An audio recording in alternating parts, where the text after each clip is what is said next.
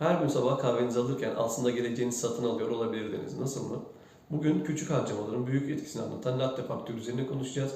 Bu kavramı keşfedeceğiz arkadaşlar. Küçük harcamaların uzun vadede büyük birikimlere dönüşebileceğini anlatır. Mesela örneğin her gün 130 TL bir latte olduğunu düşünürsek her gün 130 TL'lik bir kahve alışkanlığımız var.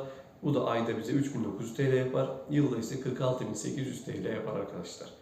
Yani burada sizin latteniz ne olabilir buna bakabilirsiniz. Her gün sizden düzenli harcadığınız küçük ama çok da önemli olmayan harcamalarınız varsa işte bunlardan fedakarlık ettiğinizde, bunlardan feragat ettiğinizde gereksiz işte mesela örnek veririm gereksiz dijital abonelikler, dışarıda sıkça yemek gibi vesaire bu tarz alışkanlıklarınızı bırakırsanız bunları tespit edip bunları da birikime yönlendirirseniz belki de finansal özgürlüğünüzün anahtarı olabilir. Unutmayın büyük finansal hedeflere ulaşmak için büyük adımlar atmanıza gerek yok. Küçük değişikliklerle başlayarak geleceğinizi şekillendirebilirsiniz.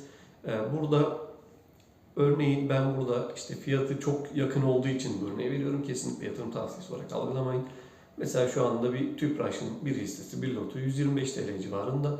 İşte bir latte de 130 TL aynı para yani her gün bir latte içeceğinize her gün bir lot Tüpraş alsanız şu andaki aldığınız fiyatta da kalmayacağı için zamanla işte illaki yükseleceği için hani kısa vadede düşünmeyin. Şu an düşer, yarın düşer vesaire önemli değil. İleride yükseleceği için bu paranızı deyip her gün 130 TL kenara atmış gibi olmayacaksınız. Bu paranız gittikçe değerlenecek.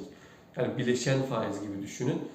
Her gün paranızın üstüne oransal olarak da eklenecek. Bir de üstüne Tüpraş'ın işte temettü verdiğini düşünürseniz paranız bir yandan yavrulayacaktır diyebiliriz.